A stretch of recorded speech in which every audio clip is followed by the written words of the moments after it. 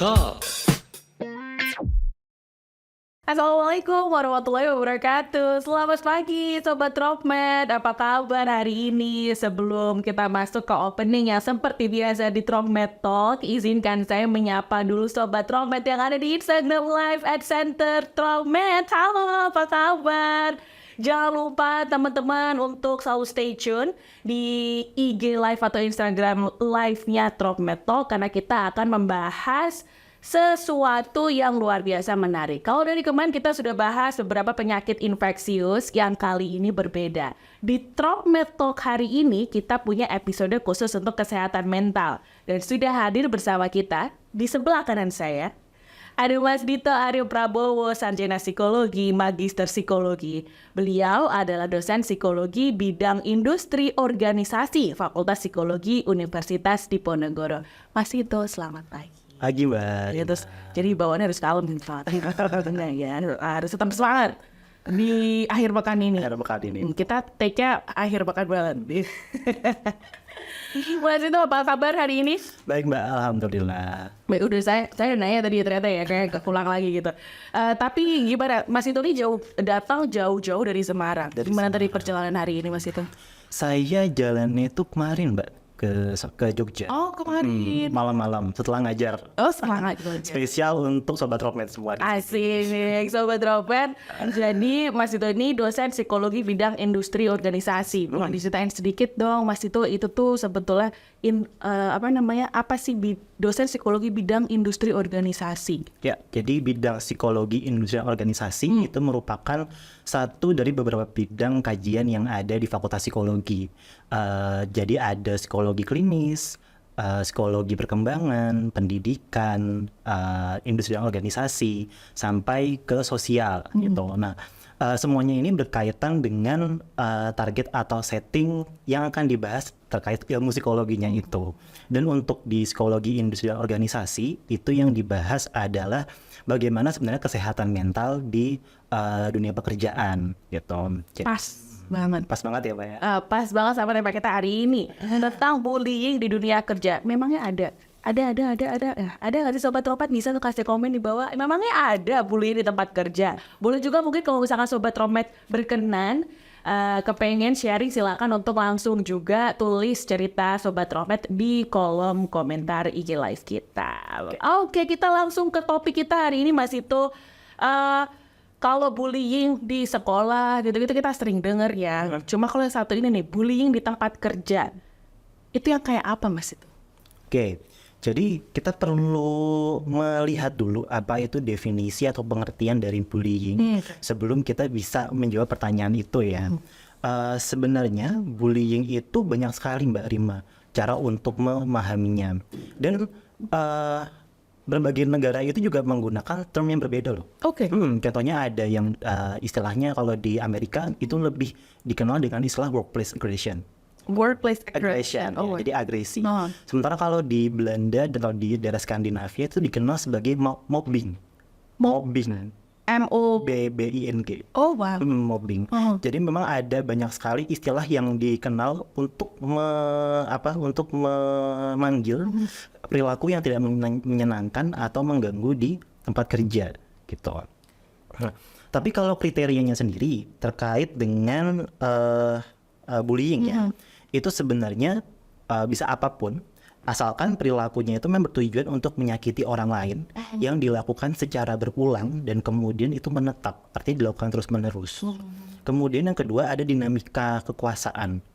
Dinamika kekuasaan itu ada satu pihak yang lebih berkuasa dibandingkan dengan pihak yang lain, kemudian dia menggunakan kekuasaan itu untuk mengganggu si yang dianggap lebih tidak berkuasa. Gitu.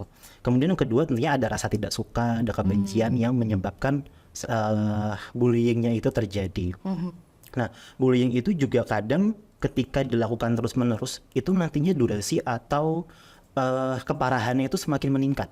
Nah, jadi misalkan pertamanya hanya manggil dengan nama yang tidak disukai oleh target atau korban, terus kemudian lama-lama jadi mencela, kemudian meneriaki sampai akhirnya mungkin melakukan kekerasan fisik. Baik, sebelum kita bahas lagi tentang bullying, saya balik lagi, sorry nih Mas, ke istilah tadi ada mobbing, kemudian ada workplace aggression. Itu ada bedanya nggak sih Mas sama bullying yang kita kenal sehari-hari, atau sebetulnya itu sama aja, cuma istilahnya aja yang berbeda? Nah, kalau dari sejarahnya kita nanti bisa mengkaji di literatur ilmiah bahwa ketika dibawa antara topik ini ya, topik bullying antar satu tempat ke tempat yang lain, itu biasanya ada satu kata yang lebih yang lebih sesuai gitu dengan di negara tersebut. Gitu. Contohnya kalau di Indonesia sendiri sekarang mungkin dikenal secara umum kata bullying ya, tapi sudah dikenal juga padanan katanya dalam bahasa Indonesia. Contohnya kalau dulu mungkin ada istilah penindasan, kemudian ada perundungan, perisakan, sampai penyakatan kalau nggak salah juga ada. Ya. Dan semua sebenarnya merujuk ke hal yang sama, mengganggu, menindas,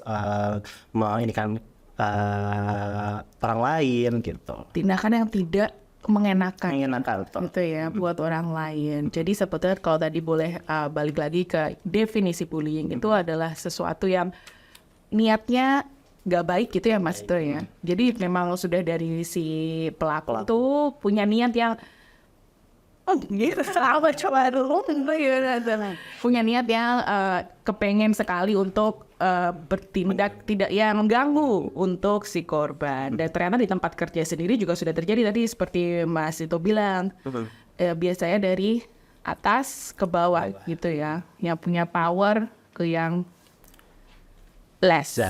Ya, oke, baik. Jadi sebenarnya itu bisa terjadi Bang. Sebetulnya apa-apa saja sih Mas itu yang bisa kita rasakan ketika kita mendapatkan bullying? Apa saja yang kita rasakan? Dampak negatif dari bullying terhadap individu dan juga instansi. Oke. Dampak negatif dari bullying terhadap individu dan juga instansi ya. Memang kita bisa mengelompokkan menjadi 3 hal terkait dengan dampak bullying di tempat kerja. Yang pertama adalah individu. Bayangkan bahwa jadi bullying itu tujuannya atau dampak akhirnya itu adalah si korban atau si target itu merasa kecil. Jadi merasa dirinya itu tidak berharga. Nah, bayangkan orang seperti itu merasakan seperti itu di tempat kerjanya, yang mana di tempat kerja itu kita menghabiskan waktu itu kan lama ya Mbak. 8 sampai 9 jam sehari bahkan lebih. Kalau misalkan suka lembur.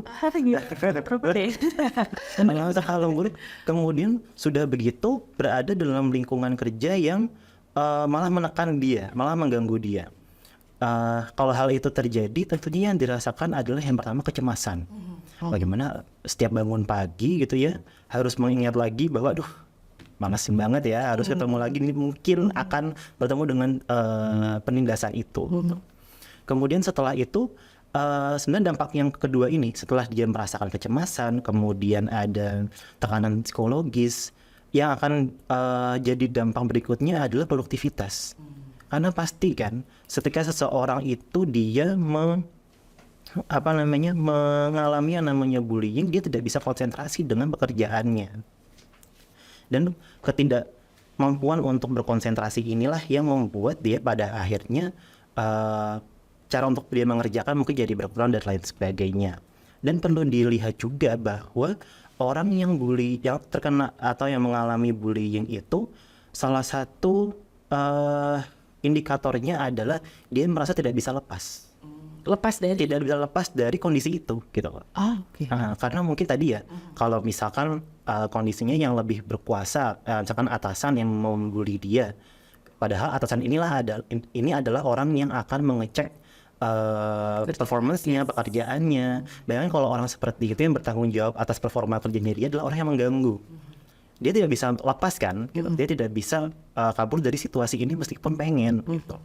Dan ini bisa ke arah yang lebih parah lagi, yaitu sampai ke kecenderungan untuk akhirnya depresi dan hingga mungkin bunuh diri. Tapi kalau di dalam setting pekerjaan, industri organisasi ya, itu tujuannya adalah bagaimana caranya individu itu sehat mental. Supaya dia sehat mental, dia bisa produktif. Nah, karena nggak produktif tadi, karena dia mendapatkan tekanan psikologis, kemungkinan yang pasti adalah dia pada akhirnya mengajukan resign atau mengundurkan diri. Nah, Kalau sudah mengundurkan diri, itu adalah masuk ke dampak yang akan dihadapi oleh instansi. Instansi itu sekalinya merekrut orang tuh nggak murah loh Mbak. Betul, ada juga ada biayanya. Oke. Karena untuk mengalokasikan biaya untuk ngetesnya misalkan ya, melakukan asesmen, rekrutmen dan seleksi, itu kan harus diwawancara, harus psikotes, harus cek kesehatan, itu kan ada biayanya. Jangan lupa Sobat Tropet, ternyata proses rekrutmen juga ada biaya. Ada biayanya. Nah, terus kemudian biaya itu harus tambahkan dengan biaya gaji, kemudian tunjangan, terus biaya pelatihan, terus kemudian setelah itu ketika di bully, artinya pemasukan menurun karena produktivitasnya menurun kan ya Mbak. Nah, produktivitas menurun, setelah dia resign harus mengganti ke orang baru. Artinya ketika instansi atau perusahaan tuh membiarkan hal seperti ini terjadi, bullying terjadi, mereka juga akan pasti kena dampaknya gitu. Nah, setelah dampak ekonomi adalah dampak dari citra dari perusahaannya itu. Bayangkan kalau misalkan zamannya spill nih ya, ada yang akhirnya mengadukan bullying misalnya pada sosial media gitu. Mungkin dia mengadukan ke sosial media karena merasa bahwa di tempat kerjanya itu dia nggak dianggap. Sudah memberikan komplain, coba menyampaikan apa yang dia rasakan, tapi perusahaan tidak mau atau tidak bisa menerima itu dan memproses dengan baik. Nah, akibatnya pasti dia akan mencari outlet lain kan ya. Outlet lainnya itu mungkin di sosial media, sehingga nanti citranya perusahaan juga bisa jadi ikut menurun. Terus kemudian yang ketiga ada yang namanya ini agak sulit, dampak spillover. Jadi seperti dampak tidak langsung gitu loh. Oke.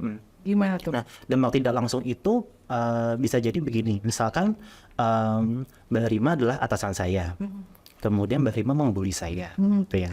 Kemudian kalau misalkan ada orang lain yang melihat itu, tapi orang lain itu tidak mengenal saya, tapi mengenalnya Mbak Rima. Nah, saat mengenal Mbak Rima, dia tahu Mbak Rima itu kan atasan yang bagus, performnya baik dan lain sebagainya. Terus kok kemudian dia membuli, itu pasti ada alasannya kan gitu. Nah, maksud saya adalah pada akhirnya dia tidak punya asumsi apa aja, apapun menjadi melihat saya itu sebagai apakah dia pantas untuk dibully. Jadi karena dinamika kekuasaan yang tidak seimbang itu kan, dia kan cenderung lebih mempercayai seseorang yang lebih tampak sebagai orang yang otoritatif, figur di dalam perusahaan itu gitu. Ya mana nantinya ini juga akan berentet kepada orang itu dalam menyikapi saya misalkan. Terus kemudian terkait dengan spillover itu juga terkait dengan kondisi timnya atau departemennya. Nah, contohnya gini, misalkan di satu departemen atau di satu tim ada yang dibully.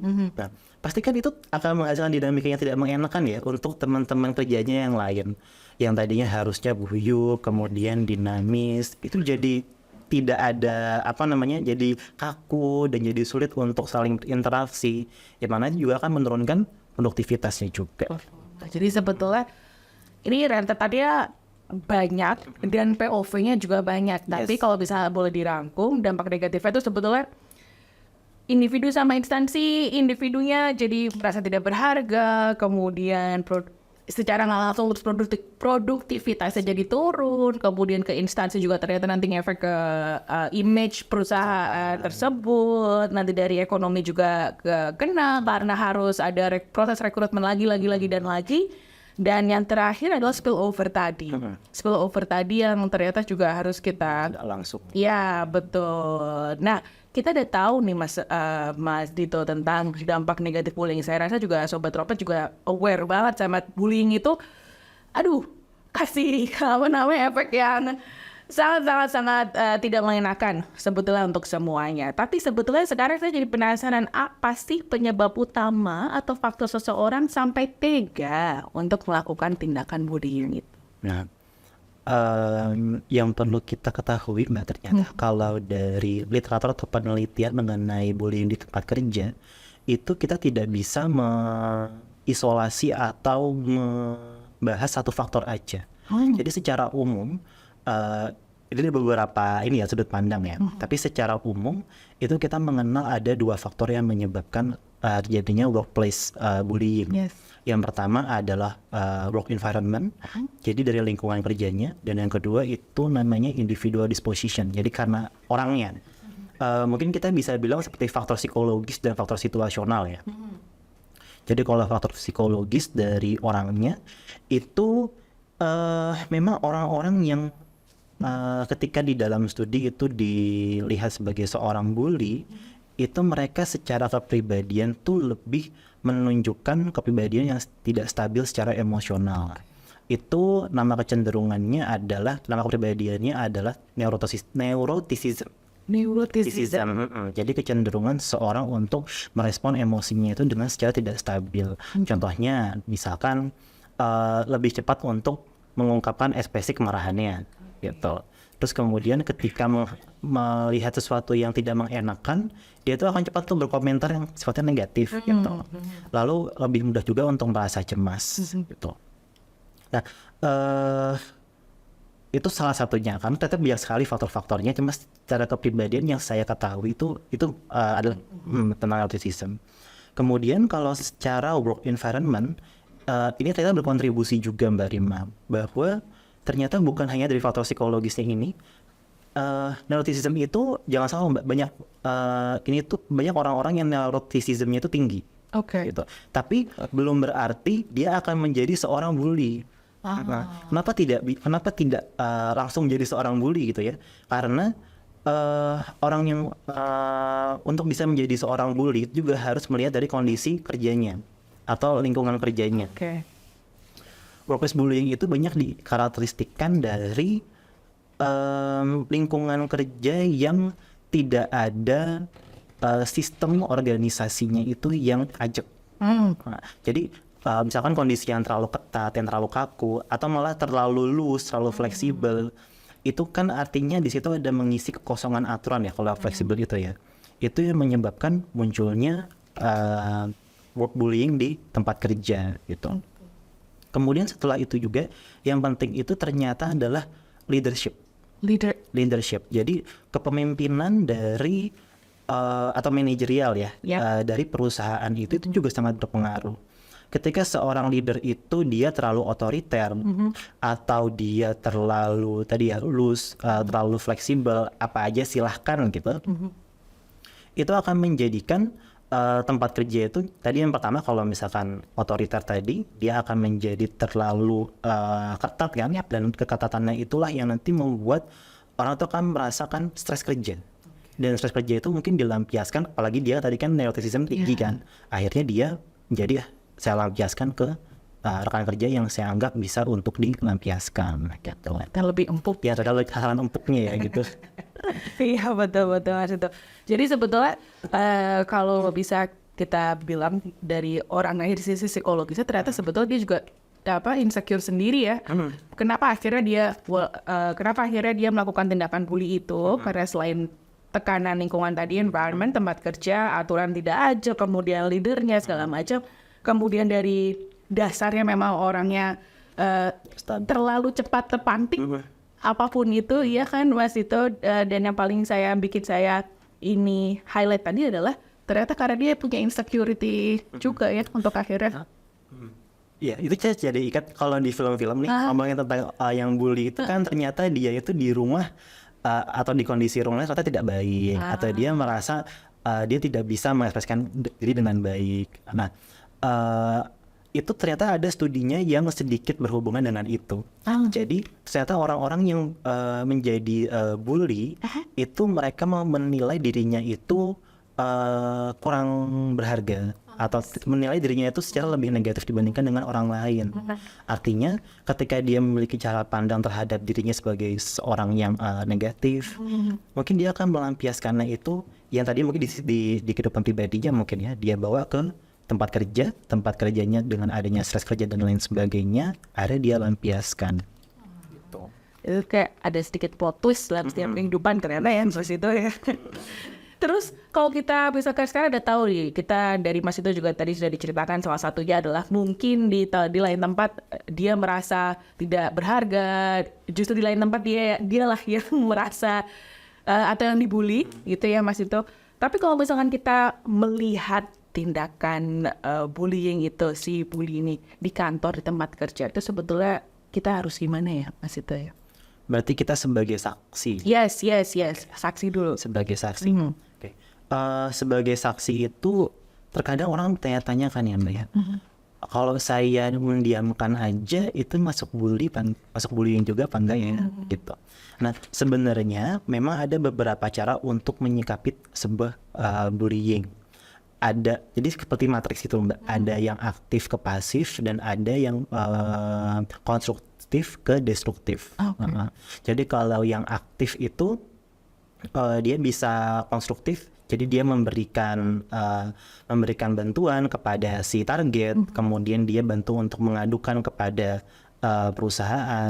Itu yang konstruktif. Tapi kalau destruktif kebalikannya ikut membuli. Tidak bisa menahan ya. Lah kemudian tadi juga pasif. Nah kalau pasif itu dia secara konstruktif mungkin dia tidak bisa melakukan tadi ya memberikan pertolongan langsung atau mengadukan misalkan kepada perusahaan, tapi mungkin dia bisa membantu mendampingi si korban, si target untuk berempati, bersimpati dan lain sebagainya, tapi tidak melakukan apapun supaya kejadian bullying ini tidak terulang lagi gitu. Sementara kalau yang pasif destruktif itu adalah tidak melakukan apapun. Pasif ke destruktif. Dia itu lebih ke pasif, lebih mengarah ke destruktif. Karena dengan kita diam, kita kan tidak melakukan apapun kan. Bukan apapun, tidak memberikan support. Dan memberikan support juga, ya, jadi mendiamkan hal ini terjadi gitu. Yang menarik Mbak, sebenarnya di ilmu psikologi sosial itu juga ada namanya bystander effect.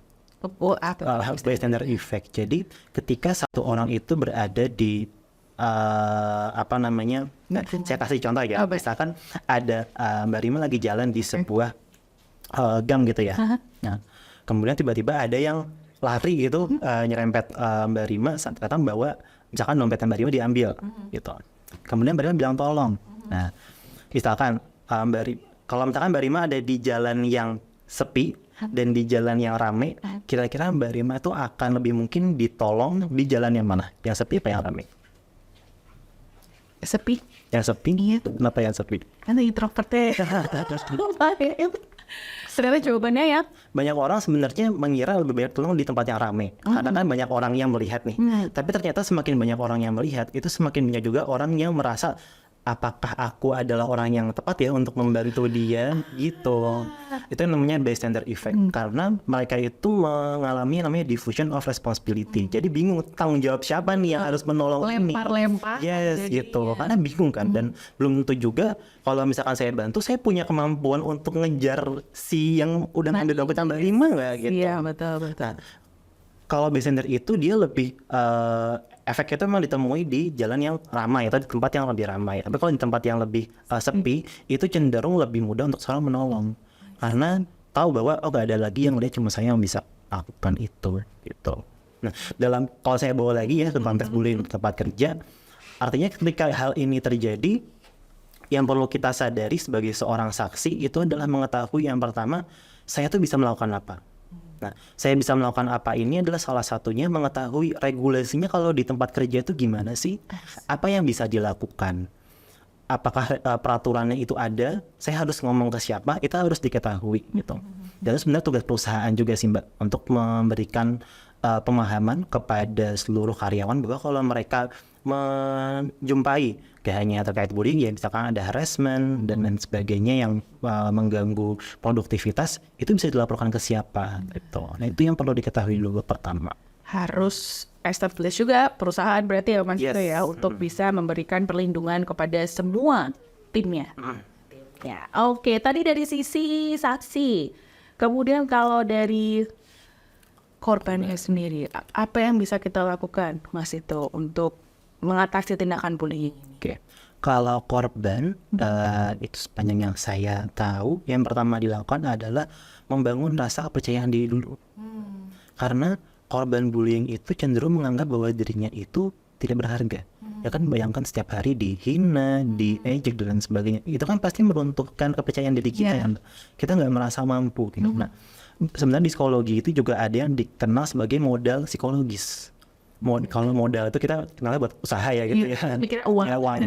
Kata ada juga namanya modal psikologis. Nah, modal psikologis ini tujuannya supaya orang itu saat menghadapi kejadian tidak mengenakan, dia yakin bahwa dia tuh bisa atau punya harapan, punya tujuan untuk mencapai tujuannya gitu.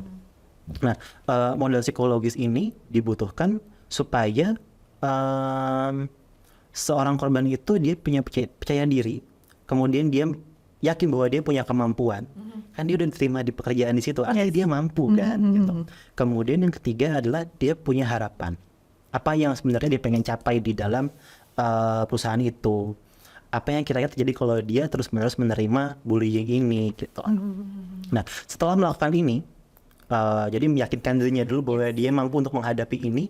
Yang kedua yang bisa dia lakukan adalah dengan merekam bukti fisik. Itu yang penting. Bullying dimanapun itu saya rasa yang menjadi susah untuk dilihat itu adalah karena dia perilakunya yang seperti abu-abu. Yes. Ya kan? Apakah ini bercanda atau bukan gitu kan? Nah, terkadang ketika kita mengadukan itu secara sepihak kepada perusahaan kan bisa aja bilang, atau mungkin dari pelakunya bilang, ini kan maksudnya bercanda gitu. Nah, adanya bukti fisik dengan kita mencatat atau kita mungkin bisa merekam dan lain sebagainya ya, itu akan menjadi bukti yang bisa dianalisa bersama ketika nanti kita minta pihak ketiga misalkan untuk melihat ini boleh atau bukan gitu. Kan nanti biar melihat sendiri kan semuanya gitu.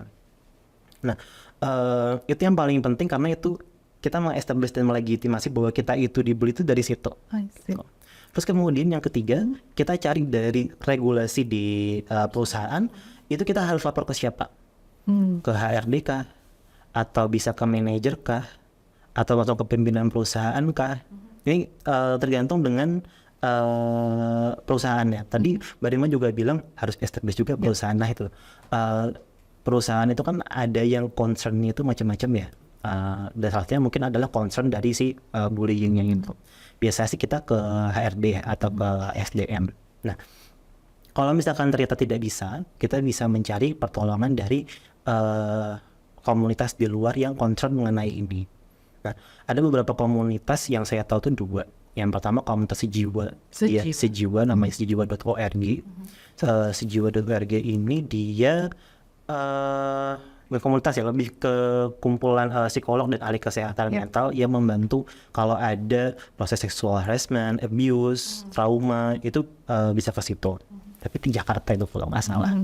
Kemudian yang kedua, ini juga saya baru menemukan namanya ada gerakan Sudah Dong. Sudah dong. Ya, Sudah Dong.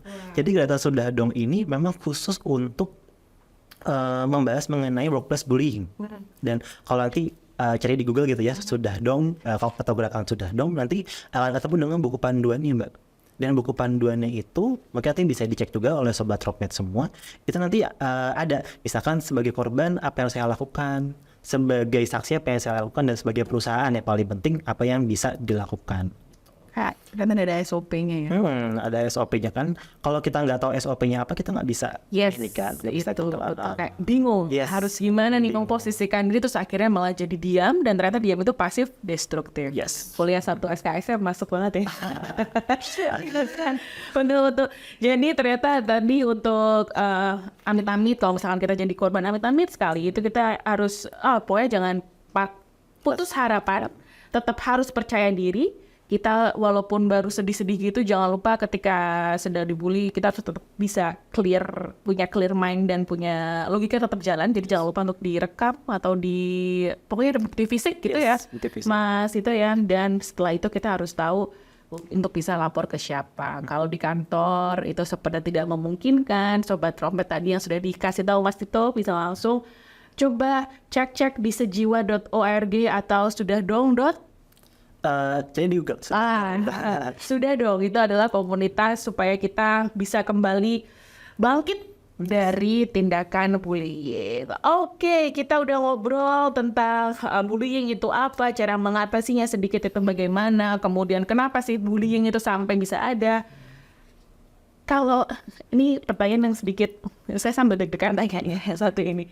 Sebetulnya ada nggak sih Mas Ito kecenderungan suatu sektor pekerjaan yang lebih rentan untuk terjadinya bullying dibandingkan dengan yang lain? Kalau ada pekerjaan apa saja yang paling rentan terhadap perilaku bullying di dunia kerja? Mungkin ada pengalaman Mas Ito selama ini ada pencurhatan segala macam dari teman-teman di kantor sebagai kan dari itu budak korporat lah, budak apalah ngomong gitu. Oke. Sebelumnya ketika kita berbicara tentang industri yang rentan terhadap bullying, kalau misalkan kita coba cari gitu ya, saya nemu ada satu survei dari International Labour Organization, jadi organisasi buruh sedunia di Indonesia. Mereka meriset sekitar 1.000 pekerja gitu ya. Kemudian tanya apakah pernah mendapatkan bullying. Karena sebagian besar di banyak industri tuh bilang pernah. Di setiap gitu. sektor. Di setiap sektor tuh ada yang mengklaim itu. Dan kemudian kalau kita lihat di jurnal ilmiah, kita klik workplace bullying, terus kemudian naruh industrinya apa, itu juga kemudian ada artikelnya gitu. Jadi sebenarnya di mana-mana itu ada. Tapi yang penting adalah kita kembali ke kriteria yang di awal tadi tentang work environment tadi, dan juga si individual itu psikologinya tadi, mungkin nggak itu terjadi.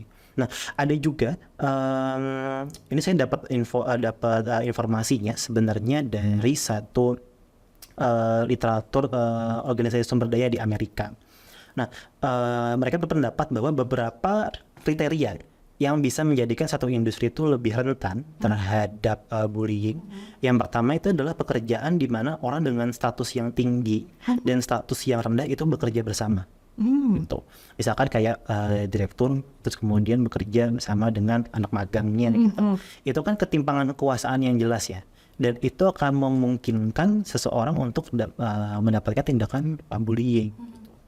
Terus kemudian yang kedua, kalau di contohnya yang di di artikel itu saya dapat bahwa sektornya adalah kesehatan, pendidikan atau public service. Tapi itu di Amerika ya. Kita nggak tahu kalau di Indonesia gimana. Belum ada risetnya. Belum ada risetnya yang secara global tuh saya secara luas yang di Indonesia untuk mengkonfirmasi hal itu. Kemudian yang kedua, memiliki tekanan kerja yang tinggi. Tadi di work environment kita sempat singgung itu sedikit ya, Mbak ya, bahwa pekerjaannya ketika ada ketidakpastian dalam pekerjaan. Ketidakpastian dalam pekerjaan itu bisa seperti ini, Mbak. Misalkan waktu dulu saat masa pandemi COVID itu kan untuk perusahaan itu bingung ya. Ini pemasukan makin dikit. Ini akan gimana nih perusahaan, itu kan suatu situasi yang sangat tidak pasti. Itu disebut sebagai job insecurity.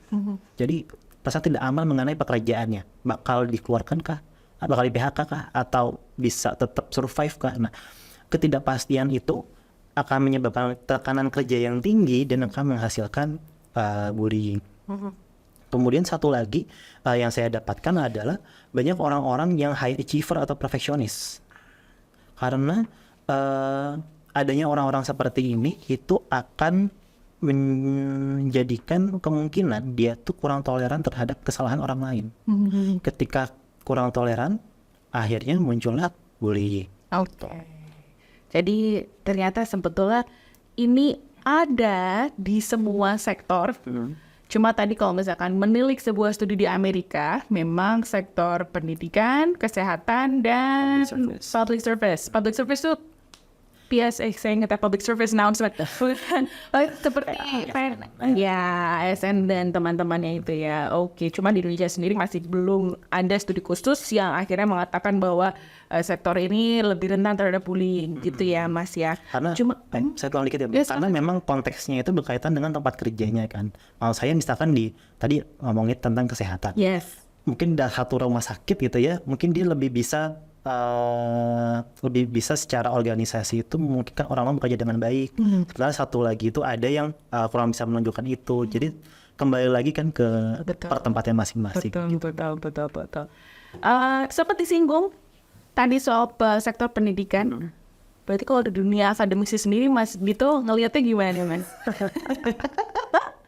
Ini sampai sebetulnya pasti juga bertanya-tanya dalam hati.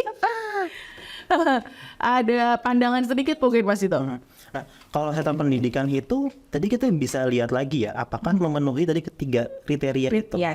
Yang pertama adalah ada pekerjaan di orang dengan status yang tinggi bekerja dengan orang yang statusnya mungkin lebih rendah. Ada nggak itu di dunia akademisi?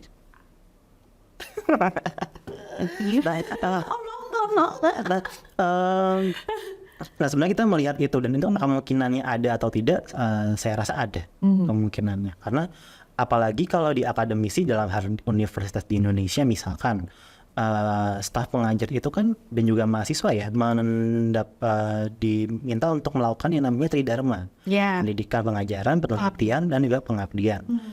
Ngajar kelasnya banyak, suruh tetap penelitian, dapat hibah, kemudian harus melayani masyarakat. Artinya mau tidak mau yang bersangkutan ketika mendapatkan beban seperti itu perlu untuk meminta bantuan mungkin ya dari orang yang misalkan mahasiswa atau yang baru lulus misalkan. Nah, kemudian setelah terjadi seperti itu, artinya secara kondisi ini memungkinkan nih untuk terjadinya ada workplace bullying. Tapi kadang dalam situasi itu sebagai seorang yang posisinya punya kekuasaan, dia bisa nggak mengatur supaya hal itu tidak terjadi saat dia berinteraksi dengan bawahannya gitu. Nah, itu kan yang sebenarnya menjadi variabel atau kondisi yang tidak semua tempat itu memilikinya. Ada yang mungkin ketika dapat tekanan kerja yang begitu banyak, kemudian dia melampiaskan, tapi ada juga yang tetap bisa mengatur dirinya supaya tidak sampai seperti itu. Jadi tetap kembali lagi ke konteks masing-masing. Nah, itu dia ternyata di sini peran individu ya penting banget ya Mas Ito ya ternyata untuk bisa melihat dan akhirnya menempatkan diri sekali lagi ya.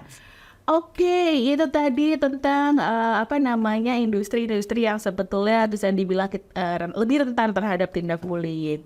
Kalau kita berbicara bullying di tempat kerja, kalau kita urut ke belakang lagi dari akhirnya kita bisa menjadi pegawai, karyawan, atau staff di suatu perusahaan, kan kita melewati yang namanya proses rekrutmen. Dari depan tuh sebetulnya ada nggak sih, Mas, itu bullying itu sudah ada? Oke. Contoh perilakunya seperti apa ya Mbak kira-kira? Mungkin seperti persyaratan perusahaan yang rigid sekali, sampai ke sampai ke harus Oke, misalkan harus berat badannya segini yang sampai punya gitu, kemudian dicek-cek. Can we say itu bisa dibilang sebagai tindak bullying ya? Oke. Mungkin kalau sepengetahuan saya itu lebih dekat kepada keadilan dalam organisasi atau keadilan dalam proses rekrutmen. Jadi rekrutmen dan seleksi itu kita harus melakukannya tanpa bias ya. Tanpa bias ini dalam artian kita mau rekrut seseorang memang karena kemampuannya dan bagaimana kemampuannya itu bisa digunakan untuk membantu organisasi. Tapi mungkin di sisi itu perusahaan mungkin sudah punya sudah punya pemikiran sendiri. Misalkan saya selama ini ngerekrutnya selalu universitas X gitu. Kalau universitas yang lain tuh kayak jelek deh gitu. Atau malah punya pengalaman sebelumnya dengan universitas ini kok lulusannya selalu di tempat saya tuh nggak perform gitu. Akhirnya ketika lihat namanya, kemudian lihat alma maternya, langsung cara menanyakannya jadi beda, jadi lebih hostile, jadi lebih kasar dan lain sebagainya. Nah, ini sebenarnya adalah tentang keadilan dalam proses rekrutmen. Bagaimana kita itu memberikan semua kesempatan yang sama kepada seluruh kandidat untuk bisa masuk ke dalam perusahaan sesuai dengan prosedur yang sesuai juga gitu. Nah, ketika itu terjadi, sebenarnya yang kita perlu lakukan kalau misalkan di perusahaan ya menemukan itu adalah kita bisa memberikan rambu-rambu terkait dengan penilaian seperti apa yang lebih objektif. Gitu. Jadi perihal tentang ya tadi misalkan tentang pendidikan, kalau misalkan dirasa nggak relevan ya kenapa harus ada gitu. Nah itu memang perusahaan yang harus aktif di situ sih. Gitu. Oke, jadi itu tadi untuk lebih ke kesetaraan ya, yang dilihat sama-sama seperti tidak bias ya, Mas itu ya. Tapi berarti kalau gitu kita sebetulnya bisa dong identifikasi dari depan perusahaan itu apakah punya peraturan atau kebijaksanaan peraturan atau kebijakan yang established untuk bullying. Oke. Dari proses rekrutmen itu. Oke. Mungkin maksudnya mengidentifikasi apakah tempat kerjanya itu jangan-jangan ada bullying gitu kan. Oke. Mungkin yang pertama dilihat adalah gini, setiap dari proses rekrutmen dan seleksi itu biasanya menempuh proses interview. Dan di proses interview itu sebenarnya nggak harus kita sebagai kandidat ya yang ditanya-tanya loh. Sebenarnya kita juga boleh menanyakan kepada rekruter. Betul. Nah, misalkan kondisi pekerjaan di sini seperti apa, kalau lembur itu gimana, itu sebenarnya hal-hal yang boleh untuk ditanyakan. Suka ditanya juga sama rekruter kalau di akhir tuh ya biasanya kayak ada pertanyaan. Yes, itu sebenarnya ada kesempatan untuk kita melihat kondisi kerjanya di sini itu cocok atau tidak sih gitu. Karena kan sekarang kalau misalkan kalau kita flashback lagi, bullying itu kalau terjadi kan pasti membuat kita merasa nggak nyaman kan di tempat kerja gitu. Tapi kita akan merasa terjebak karena kita merasa kita nggak punya tempat. Kalau saya keluar saya mesti nyari uang di mana gitu. Nah, beberapa hal yang bisa kita tanyakan, misalkan di dalam wawancara ke HR kita nanya di sini tuh bentuk interaksinya seperti apa sih antara atasan sama bawahan, itu cara komunikasinya seperti apa. Terus kalau misalkan dikatakan bahwa di tempat kerja ini tuntutannya tinggi gitu, ada nggak sih yang dilakukan oleh perusahaan untuk untuk mengatasi itu atau untuk membantu supaya itu tidak terlalu banyak terjadi gitu. Misalkan ada beberapa tempat kerja yang saya tahu setiap minggu mengadakan yoga mingguan gitu.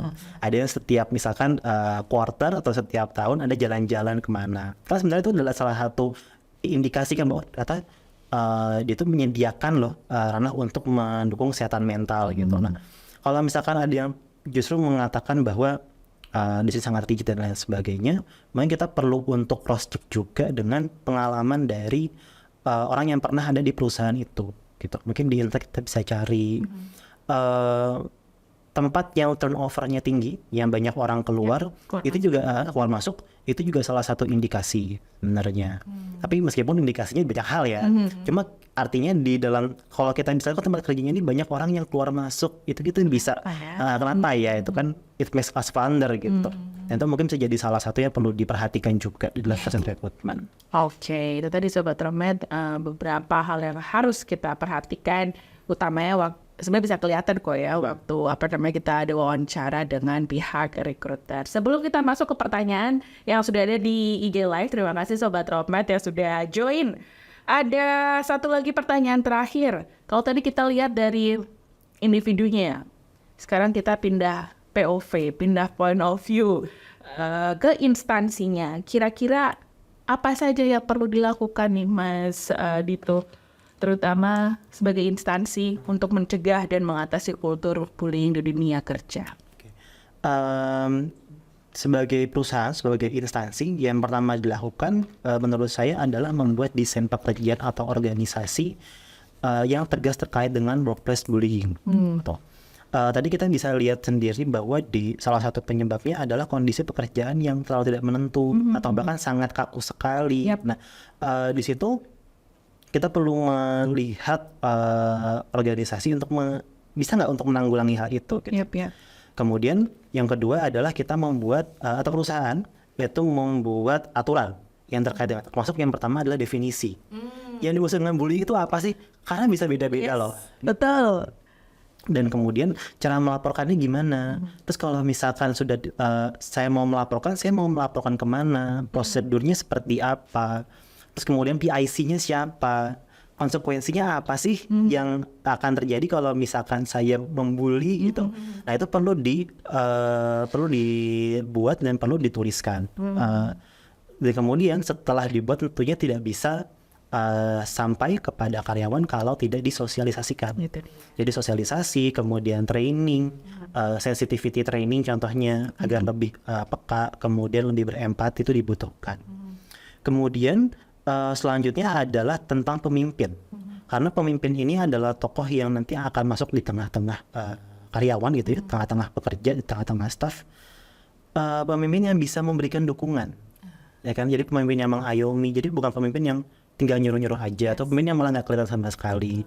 Itu malah membuat orang yang nanti mungkin akan lakukan bullying merasa bahwa dia aman karena tidak ada yang mengawasi gitu. Jadi pemimpin yang dia bisa menunjukkan dukungan dan dia bisa mengayomi itu adalah pemimpin yang dicari untuk mengurangi bullying. Kalau tidak salah bahkan ada studinya dengan tingkat bullying seperti ini kemudian dibandingkan dengan yang tingkat kepemimpinan yang seperti itu yang mendukung kemudian dibandingkan dengan kepemimpinan yang tidak mendukung, itu bisa menurunkan sampai 70% dari kemungkinan bullying. Banyak ya, Banyak. Dan yang penting juga adalah pemimpin itu menjadi role model. Role model. Jadi gak hanya mendukung tapi juga dia juga bisa memberikan contoh. Bagaimana sebenarnya sih kalau misalkan kadang bereaksi terhadap sebuah kesalahan gitu.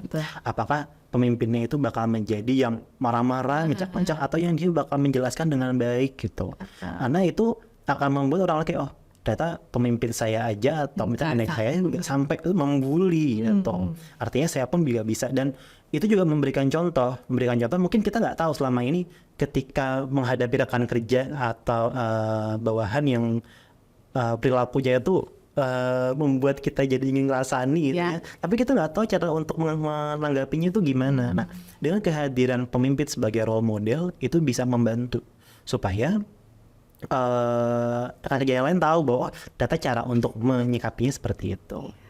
Kebijakan, peraturan itu jelas ya jadi yang utama untuk sebuah instansi, tapi ternyata seorang leader yang suportif dan juga mengayomi itu juga menjadi kunci. Terima kasih Mas Dito. Kita balik ke IG Live dulu. Terima kasih Sobat Tropmed yang sudah gabung di IG Live kita kali ini di @centertropmed. Ada satu pertanyaan, itu dari @AmeliaCCCs. Selamat pagi Amelia, terima kasih.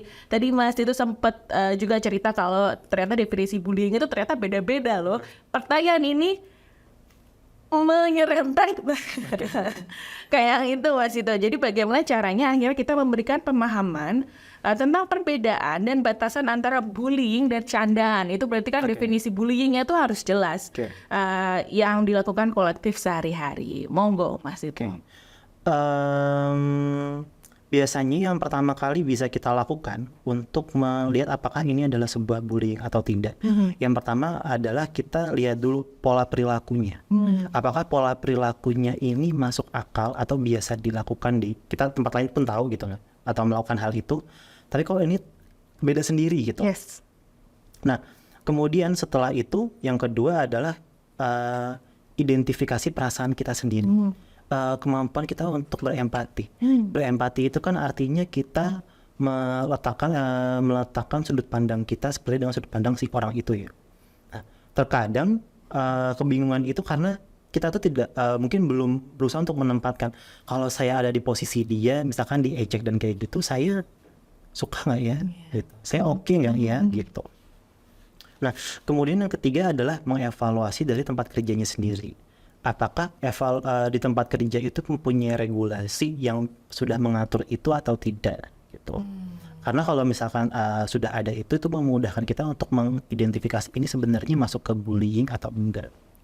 Dan penting juga untuk kita berpihak kepada korban atau berpihak kepada target, tapi jangan lupa kita harus menerapkan proses berbaik sangka atau berbaik sangka dulu. Proses berbaik sangka ini adalah kok mereka nggak ngajakin saya makan siang bareng ya gitu, pas saya lagi didiemin nih apa dibully. Karena itu ada loh Mbak nama istilah di psikologi namanya work ostracism. Jadi mendiamkan, mengucilkan, tidak mengajak bekerja bersama. Silent treatment ya mungkin seperti silent treatment gitu. Tapi silent treatment itu kan perlu dilihat lagi apakah itu memang disengajakan untuk tujuan menyakiti atau tidak gitu.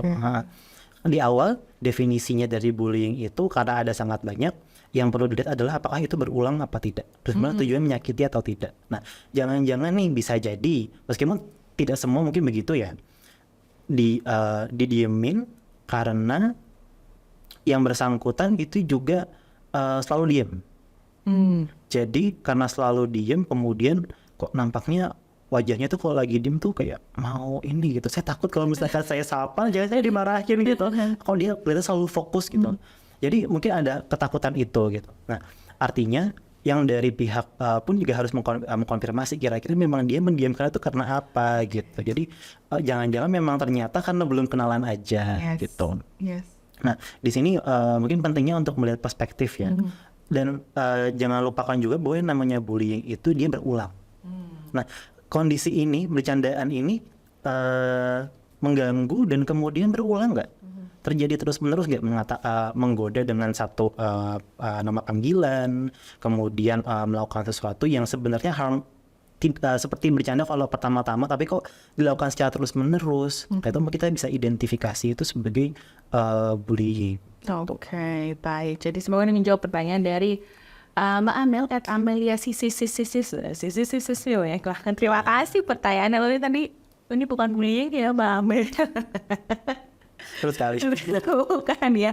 Jadi pertama itu kita betul harus acknowledge perasaan kita ya Mas Ito ya. Tapi kemudian kita juga tidak boleh terus berlarut-larut karena kita harus cross check lagi, berbaik sangka, dan jangan lupa kalau bullying itu dilakukan berulang. Jadi ketika berulang barulah kita bisa lapor tadi ya, atau cerita ini seharusnya saya bagaimana, atau mencari mediator mungkin ya Mas Ito ya untuk yang satu ini. Oke, kita pindah lagi ke Instagram. Yang ini sudah ditanyakan oleh Sobat Dropmed melalui kolom komentar beberapa waktu yang lalu, karena sebelum kita take podcast Mas Ito kita lempar dulu dan kemudian kita tangkap pertanyaan-pertanyaan yang masuk. Ada dari Arya. Pernah baca di artikel kalau membicarakan rekan kerja termasuk hal yang positif. Tapi sejauh apa ya hal tersebut bisa dilakukan dan tidak sampai ke tindakan bullying? Ini mungkin menyerempet ke pertanyaan yang tadi ya Mas Ito ya. Gimana tuh? Membicarakan? Baru dengar. Saya termasuk hal yang positif. Hal yang positif. Mungkin dalam artian karena membicarakan itu apakah di luar, apakah orangnya tidak ikut mendengar ataukah ikut mendengar gitu. Karena itu mungkin untuk mengevaluasi mungkin bisa ya gitu. Tapi tergantung dengan tujuannya juga Mbak. Yang penting ketika di dalam posisi ini, ketika memang ada seseorang yang dirasa kok gitu banget sih gitu, kemudian dibicarakan, kita rasani gitu ya, kita perlu melihat sebenarnya tujuannya untuk ngomongin itu apa sih gitu. Jangan sampai kita kalau ngomongin itu cuma supaya kita jadi seneng aja karena perasaan kita sama-sama nih dengan dia. Tapi kita perlu menjadikan perasaan produktif. Jadi kalau misalkan sudah membicarakan dia, apa sih yang bisa kita lakukan gitu. Ternyata dia selama ini nggak perform dalam pekerjaan. Apa sih yang bisa kita lakukan? Siapa sih yang harus kita kita diskusikan supaya ada intervensi atau ada pengembangan untuk si orangnya ini gitu. Karena kalau misalnya kita membicarakan rekan kerja itu membuat kita semakin punya perasaan yang sama ya terhadap orang tersebut. Tapi lambat laun ketika itu terjadi, mungkin kita akan tadi yang mendiamkan dan lain sebagainya.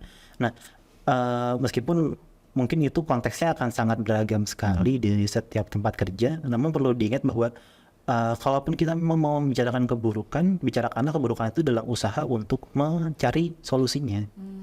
Ya nggak sih Mbak? Kalau kita bicara terus kemudian cuma sampai pada tahap puas gitu ya udah selesai ngomongin, kan itu tidak ada manfaatnya juga buat kita kan, nggak ada manfaatnya juga buat orang yang diomongin gitu. Terus kenapa gitu? Nah, artinya dari situ kita perlu cari apa nih yang bisa kita lakukan gitu. Mungkin kalau dari saya gitu ya. Iya, baik. Tapi saya setuju sih mungkin yang tadi Mas itu sempat katakan ya. Kalau untuk hal yang positif mungkin evaluasi bareng-bareng itu, tapi sampai sejauh mana itu tetap harus kita bicarakan bareng-bareng dan baik-baik. Yes. Gitu ya Mas itu ya. Misalkan kita diskusi dengan atasannya, kita diskusi ke HRD-nya misalkan gitu, supaya untuk ini ternyata banyak dari teman-teman yang merasakan ini nih dengan bawahan kamu gitu, dengan staff yang ini. Apa nih yang bisa kami bantu gitu, apa yang kira-kira perlu dilakukan via atasannya supaya ini nggak terjadi lagi gitu. Oke, kita berbeda. Arya, terima kasih pertanyaannya. Semoga tadi menjawab pertanyaan Arya. Kita pindah ke pertanyaan selanjutnya, ada dari Iza. Terima kasih Iza. Wah, pertanyaan satu ini. Hukuman apa yang pantas Mas Ito diberikan kepada pelaku bullying di kantor? Kira-kira apa nih yang bisa akhirnya mungkin menambah efek jera? Menambah efek jerahnya. Oke, ini kalau dari efek jera itu kan kalau di tempat kerja itu selalu berkaitan dengan pendapatan ya Yes. biasanya, dan juga Yes. terkait dengan kekuasaan. Nah kan, nah mungkin ketika hukum bullying memang dikarenakan atau terjadi bullying karena dua hal itu, kita bisa mengintervensi dari situ. Misalkan dengan ada konsekuensi dengan pengurangan pendapatan. Potong aja. Nah, atau bisa juga dengan membuat dia dipindahkan ke divisi lain. Nah, tapi malah terjadi sih, saya pernah dengar ada kasusnya yang malah ketika terjadi seperti itu, justru yang jadi korban yang dipindah. Oh. Kamu yang dipindah. Terstruktur berarti kayak Karena mungkin tadi ya, kita lihat dinamika kekuasaannya. Jangan-jangan orang yang melakukan bullying itu juga posisinya sangat tinggi gitu, sehingga tidak mungkin untuk melakukan itu gitu. Nah, artinya di situ dari kalau saya lihat di situ kita perlu lihat juga faktor dari si karyawan-karyawannya. Mereka semuanya aware nggak sih, satu pendapat nggak sih bahwa itu adalah bullying gitu. Kalau satu pendapat mungkin secara sosial ada yang bisa dilakukan di tempat kerja gitu, sehingga semakin mungkin seperti aksi sosial gitu kali ya, yang mungkin bisa dilakukan karena ada perasaan yang sama gitu kan, bahwa itu adalah bullying. Kayak sanksi sosial tuh kadang ini lebih kecil ya, kayak lebih bikin sakit gitu, lebih mengena. Oke, itu tadi pertanyaan untuk hari ini Mas Ito. Terima kasih banyak sudah hadir di kesempatan kali ini. Terima kasih juga untuk Sobat Tropmed yang sudah gabung di IG Live, dan juga jangan lupa untuk mendengarkan Tropmed Talk. Bisa Anda dengarkan lewat Spotify itu di Tropmed Talk, dan juga di YouTube itu di @center_tropmed atau di Center for Tropical Medicine. Tapi sebelum kita tutup, terakhir Mas Dito, pesan untuk Sobat Tropmed yang sekarang mungkin baru sedih-sedihnya, baru berjuang-berjuangnya untuk melewati satu fase bullying. Monggo. Sobat Tropmed yang mungkin sedang mengalami hal itu atau merasakan hal itu, mohon untuk kita itu sama-sama melihat bahwa yakini bahwa kita itu berharga. Kita berharga, kita mampu, sudah bisa berjuang sampai di sini dan bisa menghadapi itu adalah sebuah hal yang baik. Tapi kita bisa meningkatkan itu dengan melihat lagi nih, apa sih harapan kita dan tujuan kita, masih ada di perusahaan itu enggak? Harapan dari kehidupan pribadi kita itu masih bisa dilakukan di tempat itu atau tidak gitu.